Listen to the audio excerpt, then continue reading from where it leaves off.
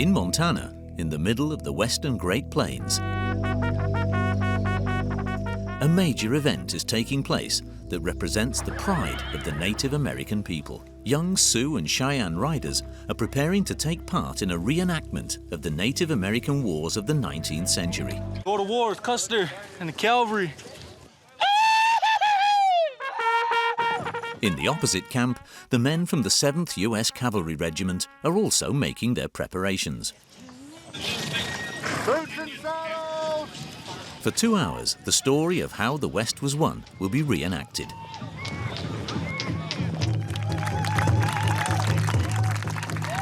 A period that had dramatic consequences for the Native American people who were driven from their lands. Important in history, so our children and their children can grow up in a world that history hasn't been canceled, it hasn't been changed, it's real, and it'll live on. Come on, follow me! Let's go! Nowadays, there's no longer any shame in reenacting the US Army's worst defeat, the Battle of the Little Bighorn, although it's an event that was not mentioned for many years. On the 25th of June 1876, General Custer's troops launched an assault against the enemy village. But the 600 soldiers were unaware that the camp contained several thousand Native American warriors, led by the renowned chief, Crazy Horse.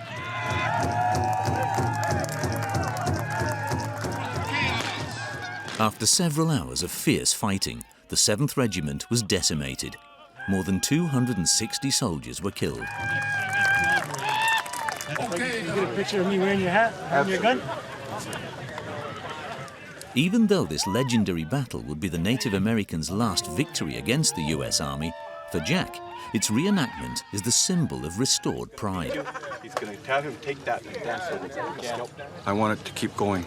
I want to preserve what I have for my children, for my grandchildren, for their grandchildren. So it's for perpetuating the culture, the way of life. In Montana, as is true virtually all across the United States, after coming close to being extinguished, the Native American spirit is beginning to infuse the New World again. For centuries, Native Americans were the only peoples to inhabit America and its wide open spaces. Whether Sioux, Cheyenne, or Cherokee, hundreds of native tribes developed their culture, language, and traditions. But from the 16th century onwards, European colonization had a drastic impact on these communities. They were ravaged by war and disease. Massacred in millions, the Native Americans who survived were discriminated against and confined to reservations. But in recent years, a protest movement has taken hold of the indigenous peoples. Like other minorities in the country, Native Americans are fighting to defend their rights. It's starting to flourish again, and we're getting our identity. Some of their members have even been elected to Congress, like Deb Haaland, the first Native American to become a cabinet secretary in 2021. I'll be fierce for all of us, for our planet and all of our protected land. Nowadays, the United States has 574 tribes located across almost all the country. They're reviving their traditions and reconnecting with their ancestral way of life. In Montana, the Blackfeet Nation has taken up bison hunting again, but in 21st century style. Straight in front of us, over by the fence, the biggest one. See him? Jesse is involved in the renaissance of a dangerous extreme sport, the Indian relay race. Come on, Interactive, come on! Some American Indian communities are even managing to buy back their ancestral lands, like the Fort Berthold tribe, which is expanding its territory thanks to money from oil.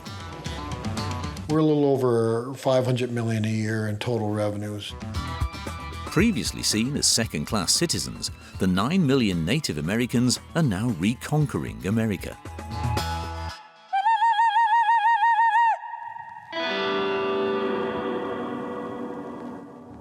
The wild and remote land of South Dakota. Pine Ridge Reservation is here, sacred territory belonging to the Lakota Nation. Ashley's family has lived here for several generations.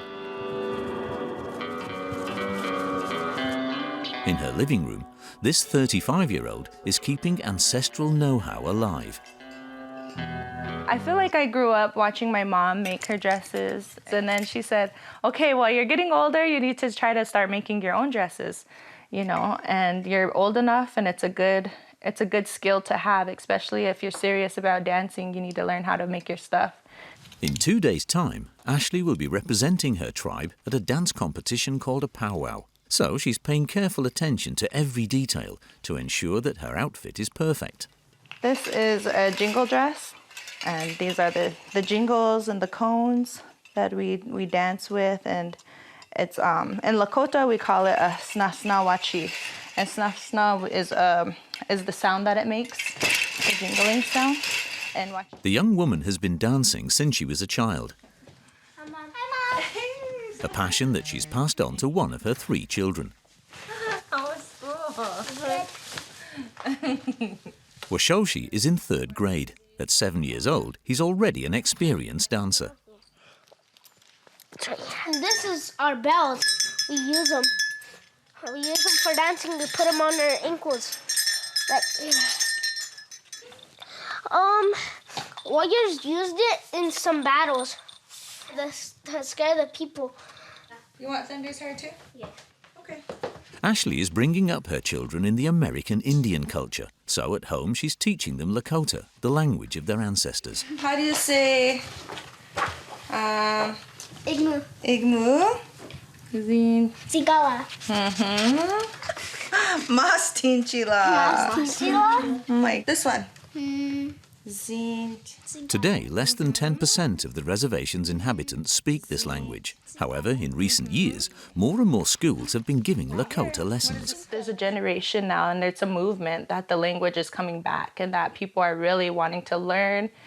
Are you going to carry on the language? Say yes! Are you going to carry on the language? Ake numpa. Ashley and her son celebrate this pride in their identity at each dance competition. In 2 days' time, they'll be taking part in the largest powwow in the region. Do you remember the ABC part? South Dakota is the state that embodies the Native Americans' revenge on history. In the Black Hills Mountains, 2 opposing symbols are carved into the rock. Mount Rushmore, depicting 4 of the most notable American presidents, and a half a dozen miles away, the huge sculpture of the renowned Native American chief Crazy Horse, a battle of memories that plays out each year on the streets of the capital.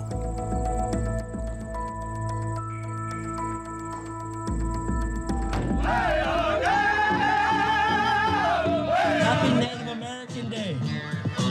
That's right. Hey, who's proud to be Lakota here today? Who's proud to be Lakota? It's Indigenous Peoples Day in Rapid City. It's celebrated in October each year, and the date is no coincidence. Hey guys, what's up? We are live here, ending the silence. We love you guys. In the rest of the country at the same time, they're commemorating Christopher Columbus' discovery of America. It's a public holiday for Americans, but it has always symbolized oppression for indigenous peoples. Columbus was a man that did bad things. We should never honor murderers and things like that. So Indigenous Peoples Day is a day to remember those 529 years of genocide and that we're still here, especially here in contested treaty lands. So no American here. We're before that. South Dakota is the first American state to have replaced Columbus Day with Indigenous Peoples Day. Since then, a dozen other states have followed suit. This was their lake. The English came and, I mean, there was a lot of slaughter. You know, they deserve to have their day. Hey. Oh my gosh!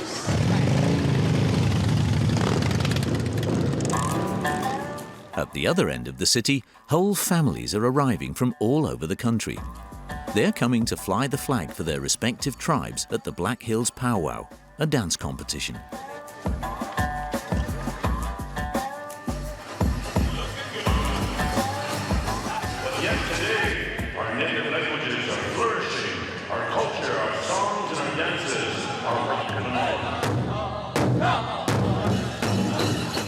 1,200 dancers are dressed in their finest.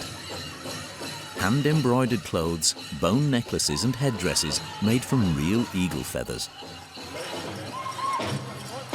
Aged from 4 to 77, they will go head-to-head in different dance routines. The most impressive is this warrior dance with acrobatic movements. 1 group, 2 songs. Here we go. In the stands, Ashley is arranging her outfit. Every detail is important, from my head to my toes. Yeah, and we always have to make sure everything's put on nice and tight. This year, Ashley is defending her title. So, just a few minutes before going on stage, the champion is a little nervous.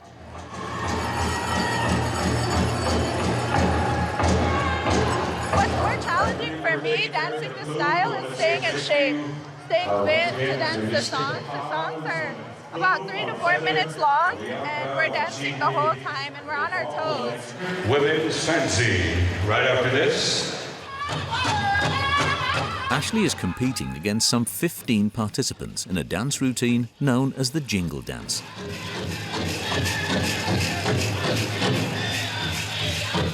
In days gone by, this dance was performed during ceremonies to cure the sick. Every step must be in time with the drums.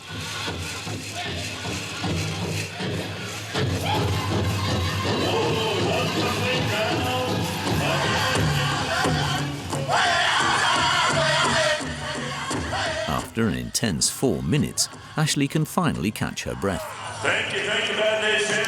Really good. I felt like I did my best, and I felt like I did good, so I'm happy. The young woman will have to wait until the end of the competition to find out the results. These dancers are not the only ones reconnecting with their traditions. Throughout the country, there's a renaissance in Native American culture.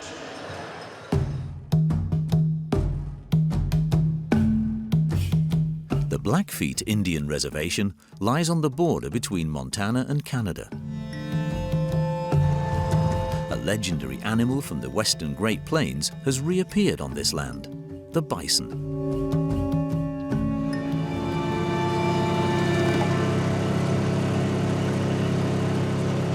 We'll just get close enough to have them in the background. Yeah. Because otherwise they'll take off. Members of the Blackfeet tribe, Ervin Carlson and Christina Momaruni, have reintroduced 600 bison onto the reservation. Come from Canada, the animals roam at their leisure over a surface area of 65 square kilometers. For Ervin and Christina, the bison is a sacred animal. Those little ones they look pretty new, eh? They are. Yeah, those are new babies. No, really they're all new, new babies. right? All the red ones are wow, new babies. One mama looks so blonde. She looks like a LA mama. It makes me feel good to see, these back on our landscape, and especially these animals are kind of special to us. A big part of our culture back that was gone for so long. 4, 5, 6, 7. Oh, 6. He was right. Before the European settlers arrived, there were almost 60 million bison in North America. But after the West was won, the animal virtually disappeared. So there was less than 500 left at the turn of the century, early 1900s. They were exterminated or killed off just to make way for the white settlement, for their cattle. And like I say, for killing them, was a way of trying to, even get rid of us also. Thanks to reintroduction policies, the United States now has 500,000 animals.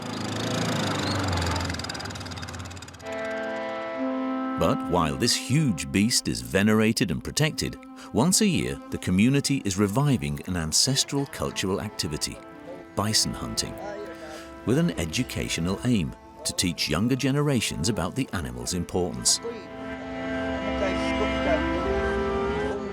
The ceremony begins with a blessing. Cale, aged 14, will have the honor of going hunting. Pretty good, my boy. It's a holy paint. They paint it for the hunter going out on the hunt. Yeah. Is it to give good luck or? Yeah, good luck. Mm-hmm. Cale will be accompanied by his father, Chase, and a handful of men from the tribe. Are you gonna ride with us, Smokey? Yeah. Sounds good. I'll put him right in, what side do you want to be on? Passenger. Passenger? Okay. There are no bows or arrows here. Instead, a long-distance hunting rifle, fitted with a scope. Okay.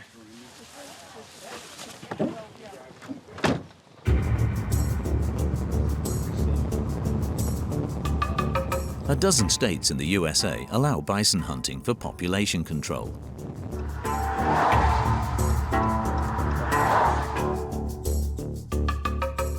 Always look at them before you do it. I go on how they, what kind of if it's in good shape.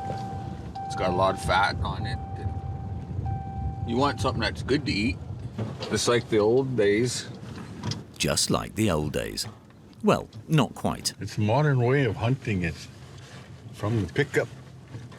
Because they're so tame, you don't have to worry about them running too far. So the quicker you get them before they get excited, the better. Just one animal is killed during the hunt, so Cale and his father choose their target carefully. Straight in front of us, over by the fence, the biggest one. See him? Yeah. Between those two posts. Yeah, that one. See? Good size, young bull, nice. That's the one. Okay, get your bullet in. With all the weight of his 14 years, this high school pupil faces the largest land mammal in North America. As soon as he turns his head, there he is. Cale has to shoot the beast with a precise shot behind the ear to kill it outright.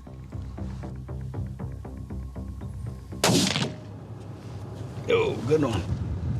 But the hunters no longer have the skills of their ancestors, and it takes them 2 attempts. Couldn't get a good shot, but it was good.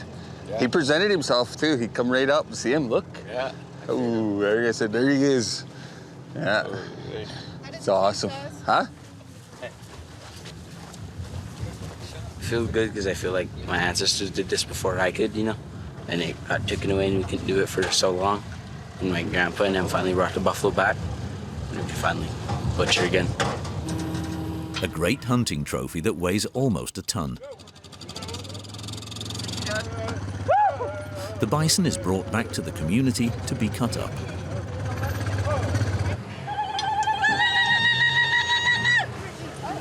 We're training the next generation of hunters. The Blackfeet Nation use every part of the bison. For centuries, the animal formed the basis of their way of life. It was not only food, medicine, it was tools in our shelter. The hide was used for the clothes, right? Was the clothes and the lodge or the teepee. The meat, again, was used for everything. The fat was used for ceremonial. The meat from the animal will be distributed to the whole community. In 2016, the bison was elevated to the status of a national emblem on a par with the eagle, a way of reconciling America with its painful past.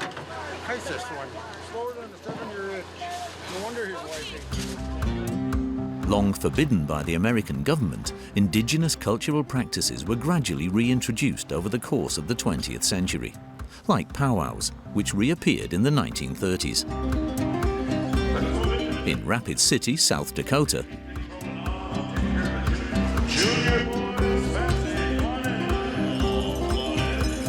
it's the turn of Ashley's son Washoshi to perform on stage.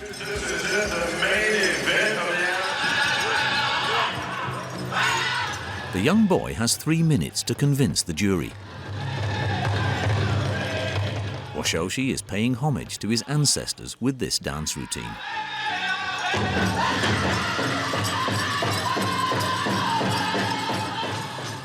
They're arrogant, they're confident. That's what the chicken dance represents. The symbology of a male trying to impress the female. The boy is one of the youngest participants, yet at the age of 7, he already has the ease of a champion. That was good, I just kind of off a beat. Good job, Oh, that's good. Good job, babe. go change now. Ready? And At the end of the day, it's time to award the prizes. payouts ready to go. Stand by, veteran. Washoshi will be the first to find out the jury's decision. Your champion, junior traditional number 223, Jose Garcia. The young boy wins first prize in his category.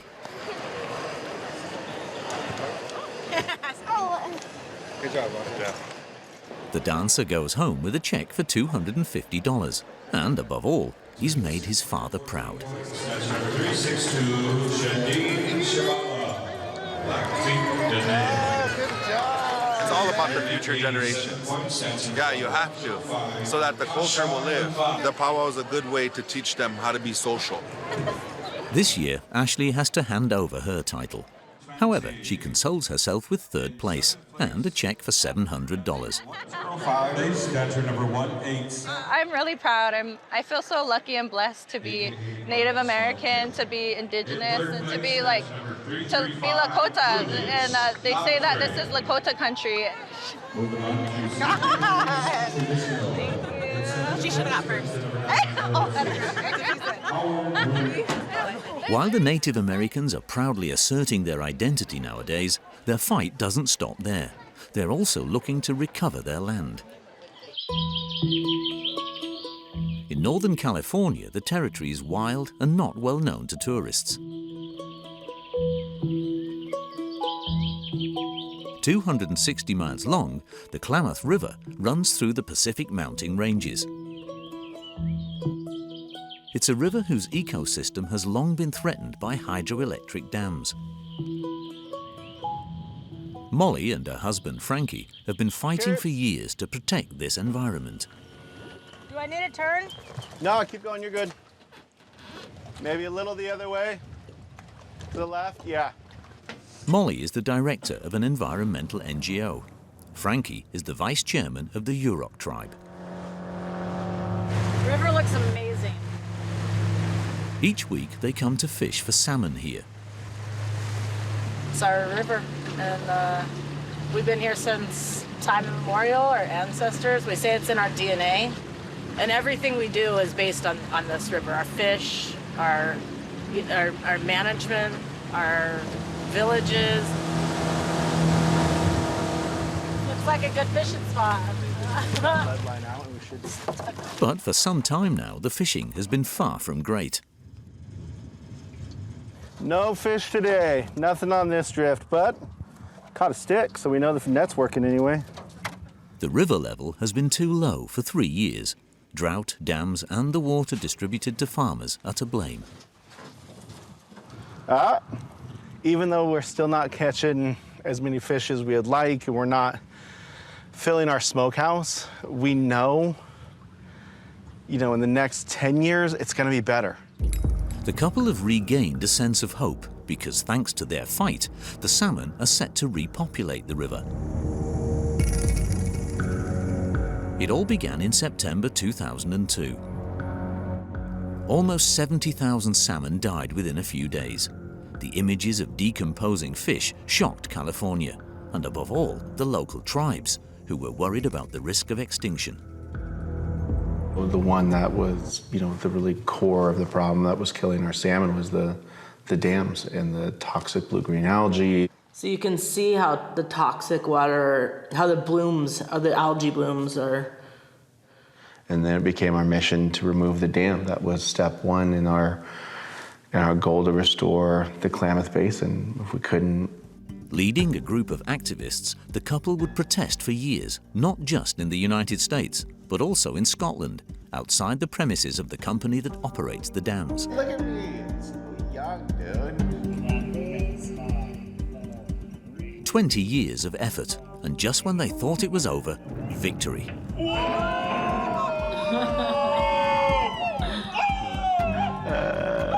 It's still awesome. Following a ruling by the US government, the first of the 4 dams was destroyed in September 2023, an event that Molly and Frankie wouldn't have missed for the world. It was unbelievable. We'd hear the timelines and we'd talk and go through, and the days that we'd go out and actually see the dam blast. I mean, it was like we were seeing it, but it was like we weren't seeing it. It was like a dream. Minutes.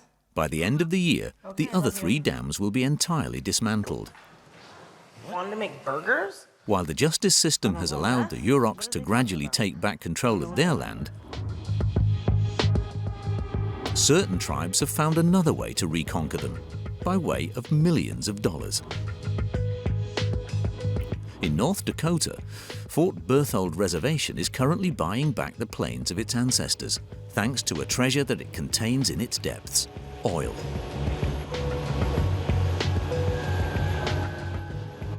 Black gold flows freely here and has made this Native American territory a reservation worth millions. At the head of this oil empire is Mark Fox, who's been chairman of the tribe for 10 years. 6 years ago, when they started building the school, it was just a field over here. So all this has happened really in the last 7-8 years. At Fort Berthold, state-of-the-art infrastructure is springing up like mushrooms. A fire station, a police station, a brand new stadium, and a medical center.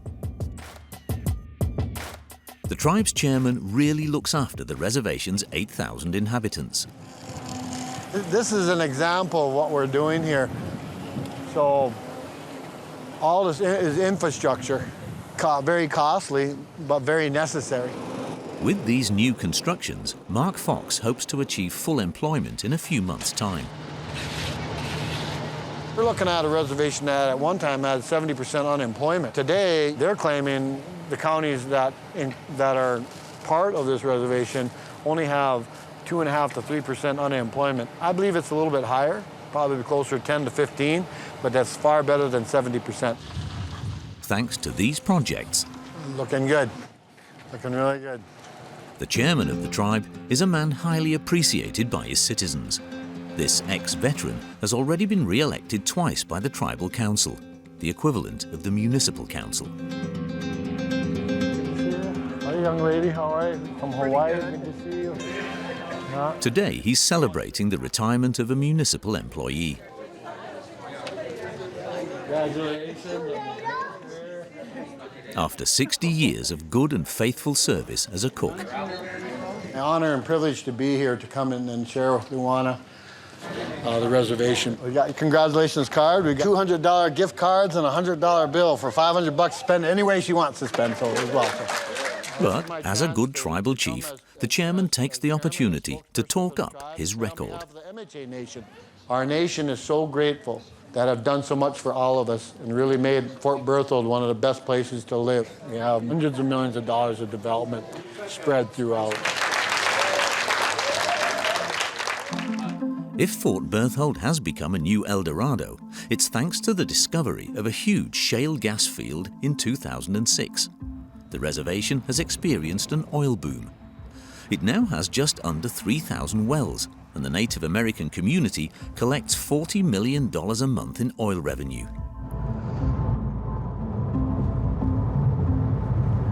All these things that occurred to us, put us in a position where we're very dependent on the federal government just to survive, just to live. And we're changing that. We don't want to depend on the federal government. We want to regain what we had. To make his tribe self-sufficient, Mark Fox is having a giant greenhouse built to an innovative design. The vegetable garden will be heated all year round by the surplus exhaust gas burnt in the flares, a project costing an astronomical amount, $70 million. A little bit more every time I come. Yeah, like I say, right now with the automation, with the sun, a little bit of sun we had this morning, shades automatically. Full production and within 9 months, I believe, unless that's changed. Tomatoes, peppers, cucumbers, strawberries. More than 900 tons of food is set to be produced here all year long. Enough to feed lots of people. We're going to grow our own food. Not only grow our own food for our own purposes, it's also going to maybe help provide emergency food to food banks across the United States and the world as well. but grow food to export out and bring in revenue, more revenue for our economic development. That's the plan, that's the key. 90% of the reservation's revenue comes from hydrocarbons. But the tribe knows that this honeypot is in danger of running dry one day, so it's investing heavily. In his office, Mark Fox spends his days signing checks with several zeros, with barely a glance. Yeah, this is an example of a community park that we're building. Basically about a $9 million, that one. This one is apartment buildings. This one is building a new community health resource center, one of our clinics and stuff. Yeah, $50 million project. Thanks to these millions, the chairman of the tribe is achieving a masterstroke. All right, there's our map. Buying back almost 300 square kilometers of ancestral lands. Here will be now part of our reservation, expanding our boundaries to the west. And down here, we acquired along the Missouri River. This land, the other non-Indians who were coming in to try to take our land and live here didn't want it. But that's where the oil is today. So now, the land that they left for us, that they thought was no good, is now giving us an opportunity to buy back and regain the lands that they took away. That's your irony right there. If Mark Fox is to be believed, hydrocarbons are a blessing for the tribe, but certain residents see them as more of a curse. The Mandaree segment in the east of the reservation. And the rain stopped. It's great. Yes. Jeff Gerhardt works for an environmental NGO. Today, he is installing a small box in the garden belonging to Lisa and her daughter, a device for measuring air quality. Shed. So then once you plug it back in, there's a little blue light here. Okay, so we're good. Excellent. We did 7 last year, and then we have another 10 to 15 that will be going up this year. So, yeah, we're hoping to expand the network and then kind of build out a higher density of monitors so that we can do a more sophisticated analysis of the air quality patterns. Right now, what I expect from this is to educate our people on the air and what we're breathing from oil and gas extraction. Lisa is getting this monitor installed because she and her husband have been having breathing difficulties over the past few years. In 2015, worried about the oil frenzy, she decided to document the effects on the environment. Lisa and Walter took photos and videos of the flares, which release pollutant gases such as methane. This is all the gases that are coming out of that well site. And it's invisible. You can't see it with the naked eye. Without this flare imaging camera, the way it is right here, you can't see that. And you can't smell it because it's odorless. Got a consistent cough, got congested. And that physician said, well, you guys have what I call the barking cough. She said, because I have about 16 oil field workers that come in with what you guys have. As well as the harmful effects on health, Lisa fears drilling's environmental impact. A few kilometers from her home, shale gas and oil wells have been dug on the shores of the Missouri River.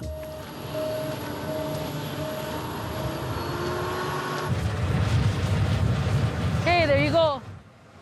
That's exactly one of the things that happens right there. The flare is flaring huger, bigger. So when this gets bigger, that's where we talk about how the earth rumbles. Yeah.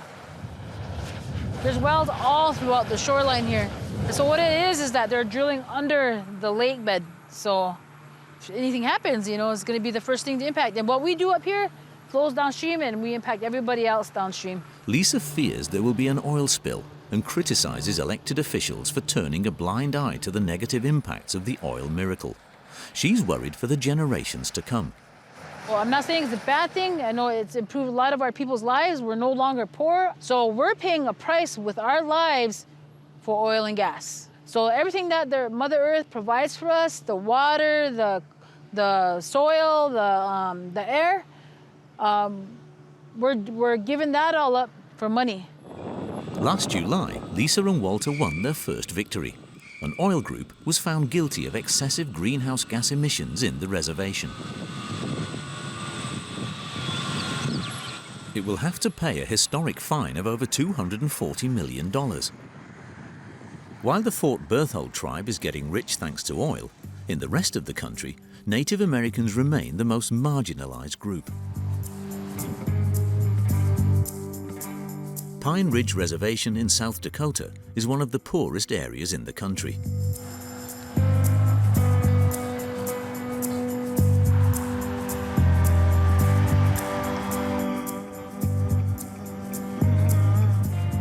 Along the city's main street, there's a service station and a few fast food outlets. It's a remote spot, far from everything. Life expectancy here is the lowest in the United States, at a mere 50 years or so. I'm at Wolf Creek. I'll head to that call in Manderson. Captain Campbell is called out to a case of domestic violence.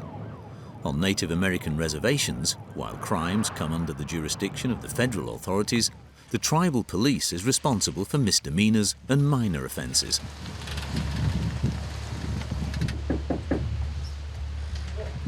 Hi, how you doing?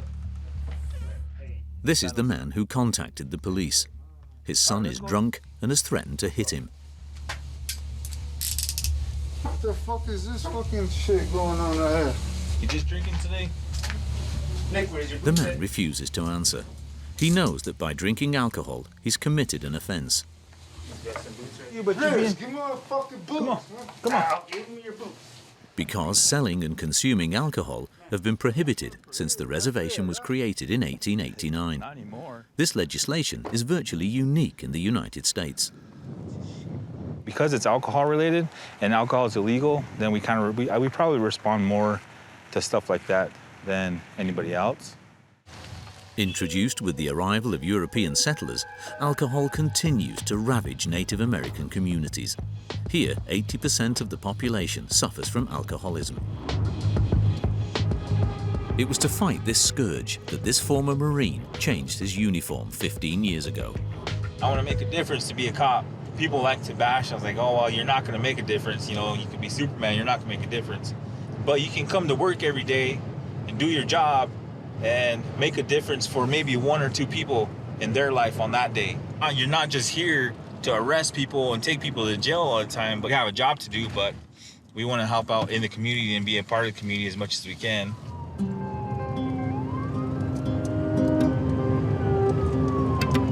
On top of alcohol, drugs are wreaking havoc on the reservation, particularly among young people. You know how to get to Dale Warriors trailer? Negative. The captain goes to another housing development. A young man of around 20 is under the influence of drugs. He told his grandma that he took some pills, but she also thinks that he might be on methamphetamine or fentanyl, or both. Here, as throughout the country, fentanyl is responsible for many overdoses. This synthetic drug is up to 100 times more powerful than morphine. The young man is completely delirious. It was his grandmother who called the police. Are there a lot of drugs around here? A lot of it. I mean, not here, but, you know, everywhere. Meth, fentanyl, all kinds of stuff. We need help. This community needs help. I'm not the only grandmother or aunt, mother, or... In the reservation, almost 85% of the residents are unemployed. Captain Campbell is in desperate need of resources to address this social plight. Would anybody happen to know where 498 is? It should be down in the Allen area. 10 for who do we have? Who else do we have working over there tonight? Jordan, Sergeant. So I got a few calls in the different areas on the reservation, and I need to make sure I get officers over there. How many officers you have on the field tonight? 1, 2, 3, 4, 5, 6, 7. For how big the area? Well, last I knew, it was about the same size as Rhode Island. In other words, over 1,000 square miles. And I think they have on their highway patrol, for their Rhode Island State Highway Patrol, they have about 120 officers, so. It's 11 p.m. A young man of 25 has just attempted suicide. In my life, I just want you to please end my life. Just please end my life. I don't want to be here no more. He's under the influence of drugs. In Pine Ridge, the suicide rate among young people is 150 times higher than the rest of the country. He's probably a few minutes behind me. Enemy. Although the situation of young people here is dire, young Native Americans have found a way to defy their situation thanks to an age-old sport. In northern Montana, on the Blackfeet Reservation, rodeo season is beginning.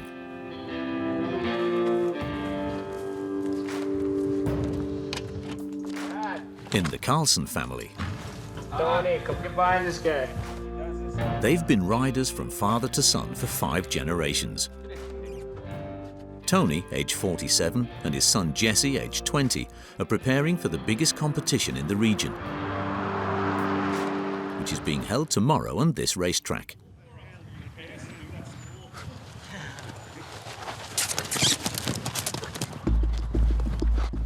They're not training for just any old race.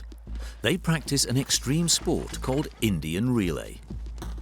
The principle consists in riding bareback and making 3 laps of the track, switching from one horse to another after each lap at top speed. Once you get good at it, it feels better than riding in a saddle. But yeah, you really need your balance so you could get off your horse, you know, faster. I've been doing it ever since I was a tiny kid, so it's like riding a bike for me. Alrighty, we'll get to the practice now. Jesse trains with his father 4 or 5 times a week. That's the one you want right there. That's costing you valuable seconds. If you get that right there, boom, boom, that was only 2 steps or 1.5. It's a bad habit of mine as a first-year rider to keeping my hands on the horse when I shouldn't, when I should just jump off, you know? And I'm still trying to work on it. In less than 24 hours, the young man will go head-to-head with the best local riders. The Carlson family live on the land of their ancestors. The ranch has some 15 thoroughbreds trained for the races. I wish I was rich enough to have a diet. Yeah. Have a dietitian. Every summer, Tony and his 3 sons travel across the northwestern United States to take part in Indian relay competitions. The family boasts an impressive track record. Last year. This was a $100,000 race here that we won. This is probably Canada's most prestigious race right here, right now. And this is one of the US's most prestigious races. So we won both of them last year. Yeah, this came with the trophy we won. Last 3 years, we've averaged $60,000 a year in earnings. Our jobs pay for our daily lives and our bills. All the money does is go to the horses and the travel. If they win tomorrow's competition, Jesse and his father will pocket a $4,000 check. Wave it. At the reservation's racetrack, spectators have come from all over the region to watch this spectacular race. A real horse culture, and Blackfeet always represent real well wherever they go. Regarded as the oldest American extreme sport, the Indian relay was practiced by the Plains tribes before colonization. While it's increasingly popular among young people, it requires unusual talent. Others might have tried to do that, and they know they can't, you know. You think they're not native or they cannot do that? They can't do that, no. I know they can't. They tried it. Was one guy did, yeah, and they admitted that they can't do that. 9 minutes. 9 minutes. We'll get that saddle horse race up. Okay. For Jesse, it's all going to be decided in a few minutes. Wish me luck in this. Yeah, yes, sir, man. Young Money, To Medicine, and Dancing Boy Express. His father, Tony, stands at the side of the track with his team. Grandstands, here we go. Jesse and his 3 opponents get into position. Here we go. Coming down in the light room. The young man gets off to a bad start and comes in last. Dancing Boy Express out front. To Medicine and Young Money. At the end of the first lap, Jesse has caught up. He's in second position. The first horse exchange is perfectly executed. Dancing Boy Express. To Medicine is out front on turn number 1 on the south side of the track. And then Dancing Boy. In the middle of the second lap, he takes the lead. But he's overtaken, and he's not quick enough at the last horse exchange.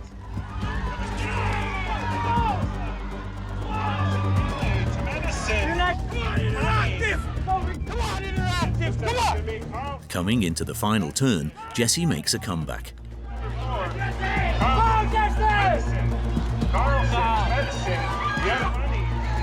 But he's unable to catch up. Victory eludes him. His father is disappointed. Shit, baby. I just seen him turn. That guy hit you like that. I know, I would have had a badass start. Fuck, you had him smoking. Oh, what? Pierpont fucking rank when he left. Holy fuck, he did blow out. Oh, what did you think of that, Jake? Despite his father's criticism, the young rider doesn't lose heart. But there's always a next time. Nothing's the end, you know. Always stay forward and just keep doing, keep grinding, you know. I have no shame.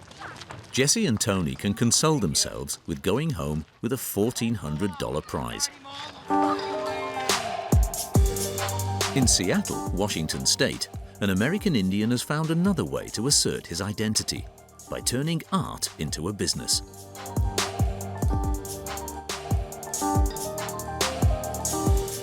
At 50 years old, Louis Gong is one of the country's most influential indigenous entrepreneurs.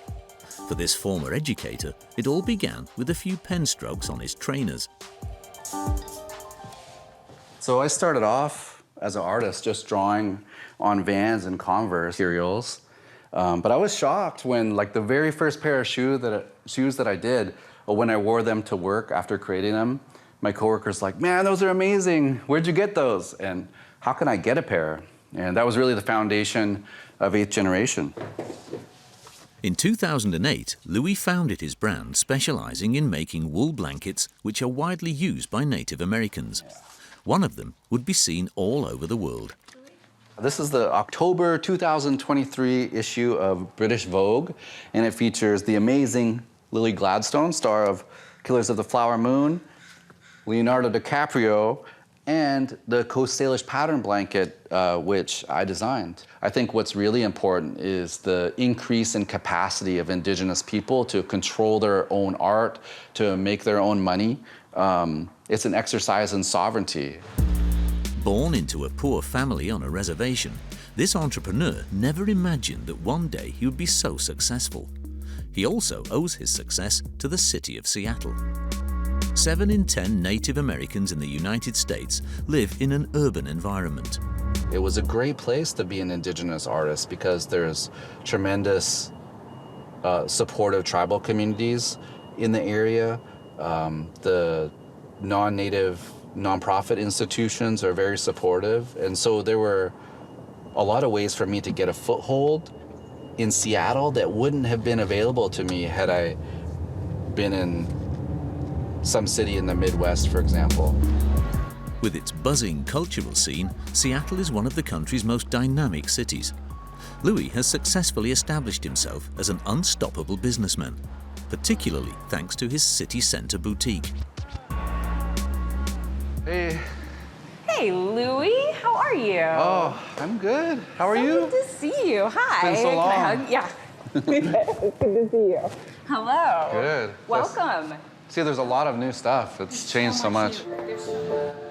The chic minimalist shop sells all kinds of items, but the star product is the blankets. Sort of stepping back from that question. People absolutely love. Everything in the shop is 100% Native American. You're starting to see, that's Andrea Wilbur-Saigo's design. It was as an adult that I realized that almost all of those designs were fake versions of Native art produced by non-Native companies. Across the country, Indigenous people spend millions and millions of dollars on blankets every year. But there had never been a Native-owned option, and so we have totally changed that for Indigenous artists all over the country, right? Would you say that? Oh, absolutely, Yeah. absolutely. But it doesn't have to be about Starbucks. Right. It's about the It's about the decor, yeah. Because And his small business is successful. The ex-sneaker graffiti artist now has his own factory in the Seattle suburbs. Everything is done in this workshop, from weaving the blankets to printing the motifs. Louis has made it a point of honor to hire Native Americans, like Colleen, the CEO. These blankets will be shipped around the world, around the country, of course, but we get lots of customers now from Japan, from Germany, hopefully from France, and just really like expanding the brand into a global audience is, you know, super important. And part of what you and I With a 20% rise in exports, Colleen is looking to gain a foothold on the international market. 15 years after he began, Louis still can't believe it. And so to look at like this, man, it's pretty unreal. Sometimes people would like to think of Native people as like singing and playing a drum, instead of seeing us as community leaders, as business leaders. Native people have a part to play in this global business economy. After centuries of massacres, violated treaties and discrimination, Native Americans are gradually winning their place in society and the American national narrative.